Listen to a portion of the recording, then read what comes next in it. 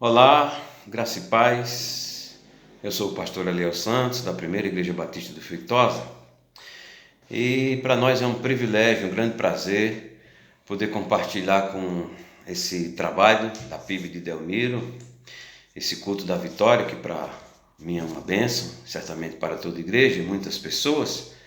É um prazer para mim nessa tarde estar trazendo uma palavra do coração de Deus para esse trabalho. Um abraço à irmã Ana e toda a sua equipe, pastor Sandro, enfim, a cada irmão dessa amada igreja e desse trabalho. E o texto que o Senhor pôs no meu coração encontra-se no segundo livro dos Reis, capítulo 4, do verso 1 até o verso 7. É um texto muito conhecido, mas que traz muitos ensinamentos para nós. E ele começa assim: E uma mulher das mulheres dos filhos dos profetas clamou a Eliseu, dizendo: Meu marido, teu servo, morreu, e tu sabes que teu servo temia o Senhor.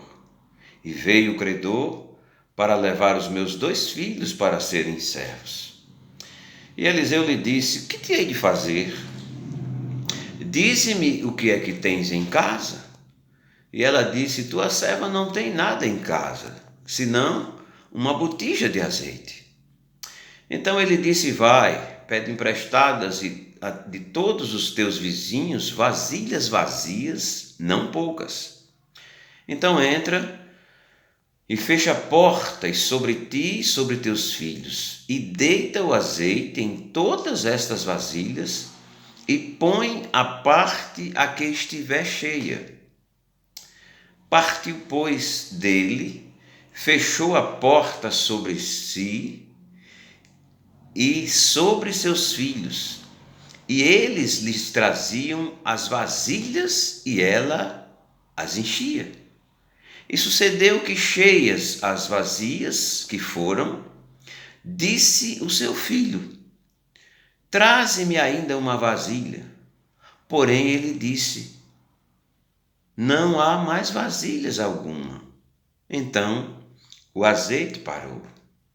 Então veio ela e o fez saber ao homem de Deus, e disse ele: Vai, vende o azeite e paga a tua dívida, e tu e teus filhos vivei do resto.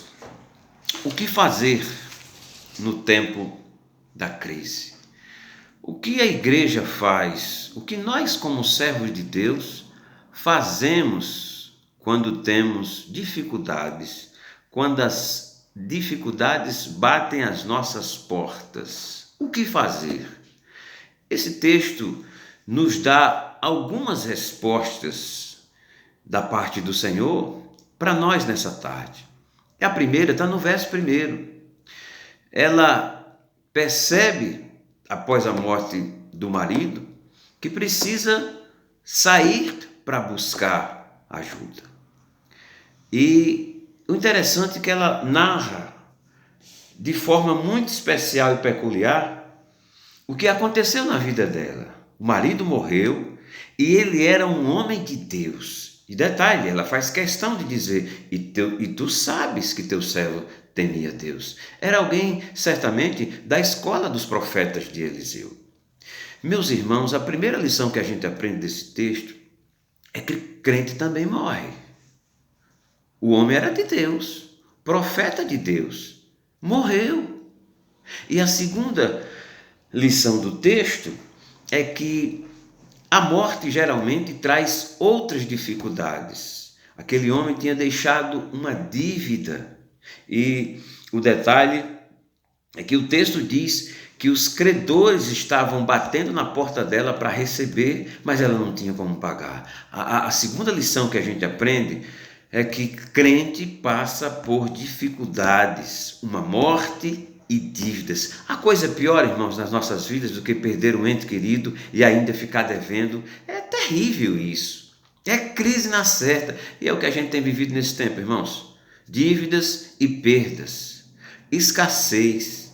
Crente também passa por escassez. Mas o que fazer diante da morte, a perda de entes queridos, de escassez, de dívidas, de crises? Olhe o verso 2. Ela foi a quem? A Eliseu. Meus queridos, no tempo da crise, nós precisamos buscar o nosso socorro em Deus. E o salmista diz isso: eleva os meus olhos para os montes, de onde me virá o socorro? O meu socorro vem do Senhor, que fez os céus e a terra. Ela buscou socorro, foi lá atrás do profeta, do homem de Deus. Nós podemos, no tempo da crise, fazer o que essa viúva fez: buscar socorro em Deus. E o que é que acontece? Veja aí o verso 2. Disse Eliseu: que hei de te fazer? Diz-me o que tens em casa. E ela disse: tua serva não tem nada em casa senão uma botija de azeite. Interessante que o profeta pergunta logo se ela tem pelo menos um sinal, alguma coisa para que Deus pudesse iniciar o grande milagre. E eu quero dizer a você, meu querido, que Deus não precisa de muito para fazer o milagre. Ele sempre se utilizou, quando se utilizou, de pouco, porque às vezes a gente não tem nada e ele faz. Mas essa mulher tinha algo muito importante, muito valioso: azeite. Azeite significa, simbolicamente na Bíblia, a presença de Deus, unção do Espírito Santo. Pode nos faltar tudo em casa, mas não pode faltar azeite. Pode nos faltar tudo, mas não pode faltar nossa fé. Tem um pouquinho de azeite, de unção, tem um pouquinho de fé, pois isso é o suficiente. Ela tem percepção de que já tinha algo para Deus operar. Você tem algo que Deus vai operar através disso. Mas no verso 3, a gente aprende outra coisa. Então disse ele: vai, pede vasilhas emprestadas de todos os teus vizinhos, vasilhas vazias, não poucas. Meus irmãos, se nós buscarmos a Deus em qualquer tempo, inclusive no tempo da crise, nós certamente receberemos instruções. Crente nenhum fica sem resposta de suas orações. Pode demorar, mas pode ser instantâneo, como foi na vida dessa viúva. O profeta tinha a resposta de Deus, tinha a instrução de Deus. Sabe, meus irmãos, com crise ou sem crise, nós temos respostas de Deus. Mas olha o que é que ele manda ela fazer: tomar vasilhas emprestadas. O que é que a gente aprende, irmãos, aqui? É que crente também pode tomar emprestado. O suficiente para isso é que você tenha crédito. Ela, por sinal, tinha que ter um bom relacionamento com a sua vizinhança. Já pensou se ela não tivesse? Como é que vai ser o seu relacionamento com seus vizinhos? Como é que vai ser o relacionamento com o SPC, com o Serasa? Porque sem crédito ninguém consegue. E meus irmãos, os economistas sempre dizem que no tempo da crise, se você puder fazer um empréstimo com crédito para saldar todas as dívidas e ficar apenas com uma que é daquele empréstimo, faça. Isso é conselho econômico. Essa mulher tinha que tomar vasilhas emprestadas a seus vizinhos. Se essa for a saída, não tem problema, desde que você possa pagar, você possa cumprir. É o que a gente vai ver lá no final. Ou seja, crente na crise também pode recorrer ao empréstimo, desde que tenha crédito. Verso 4. Então, entra, fecha a porta sobre ti, sobre teus filhos, e deita o azeite em todas aquelas vasilhas e põe a parte que estiver cheia. Meus irmãos, a outra instrução foi, sabe o quê? Que ela trabalhasse em unidade com a sua família. Você tem capacidade e condições de trabalhar na crise com unidade na sua família? Meus irmãos, uma das coisas que tem acontecido nesse tempo de Covid-19 é o esfacelamento, a divisão, o enfraquecimento da família. É um tempo de adversidade e Deus nos chama nessa tarde, através desta palavra, a nos unirmos como família. É uma instrução de Deus para nós, que nós nos unamos como família, família de Deus, famílias de fato sanguínea. Esse é um tempo de nós buscarmos a solução juntos com os nossos filhos, com os nossos cônjuges, com os nossos irmãos. De certa forma, especialmente, irmãos, busque ajuda dentro da sua casa também. É importante isso. Mas o texto também nos ensina que ela, no verso 5, Partiu, pois, dele, fechou a porta sobre si, sobre seus filhos, e ele lhes trazia a vasilha e ela os enchia. Meus irmãos, depois de receber a resposta de Deus, ponha em prática.